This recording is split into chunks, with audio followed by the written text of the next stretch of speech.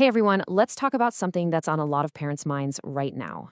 How in the world are we supposed to raise our kids in the age of AI? I mean, it feels like the rule book we all grew up with, well, you can pretty much just toss it out the window. And you know that quote you're seeing? That's a pretty stark warning. It comes from Dr. Po-Shen Lo. Now, this is a guy who knows what he's talking about. He's a math professor at Carnegie Mellon, and he used to coach the U.S. Math Olympiad team. So he's been right there on the front lines, watching how fast AI is changing everything. And his message is clear. We are seriously underestimating what this means for our kids. And that warning, it really cuts right to the heart of what we're talking about first. This new kind of anxiety that a lot of parents are feeling. It's like the ground is just shifting under our feet, you know? The old roadmap to success, it just doesn't seem to lead anywhere anymore.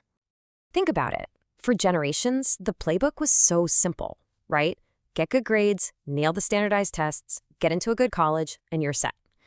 But now we've got AI that can solve pretty much any problem they throw at you in school. So that whole system is starting to look, well, a little shaky. The old ways of measuring success just don't carry the same weight. And just look at how this breaks down. High test scores? I mean, with AI-assisted cheating getting so good, can you even trust them anymore? Memorizing formulas? Why? An AI can spit that out in a split second. And just being a good rule follower? Well, that's just not going to cut it in a world that's changing this fast. So that leads to the big question, the one that I'm sure is on your mind too. If all those old goals are basically gone, what are we supposed to focus on? What really, really matters now? And the answer is actually really simple. Before we even think about grades or achievements, we have to go back to the absolute basics. Educators are saying that all this parental anxiety, this jiaolu, it's actually hurting more than it's helping. So what are the new foundational goals?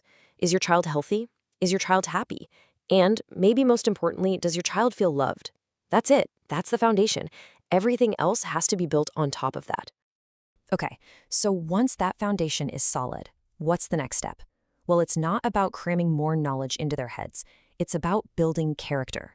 Because let's face it, in a world full of artificial intelligence, a human heart and a strong moral compass, that's what's going to be priceless. And a huge piece of that is this idea of altruism, or alta. And we're not just talking about, being nice. It's a much deeper shift in how you see the world.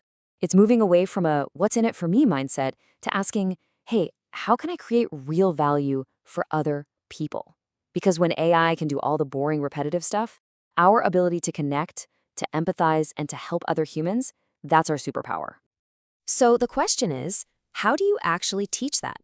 Well, it all starts at home. You've got to talk about these things openly. You have to show them what compassion looks like, especially for people outside your immediate circle. And, maybe the toughest one, when they see someone get ahead by cheating or cutting corners, you have to be the voice that reminds them that in the long run, integrity and a clear conscience are worth way more than some quick, dirty win. And this quote, wow, this just hits it home, doesn't it? Dr. Lowe actually says this to his own kids. He's basically saying, if you're going to use your smarts to hurt people, I'd rather you not be smart at all.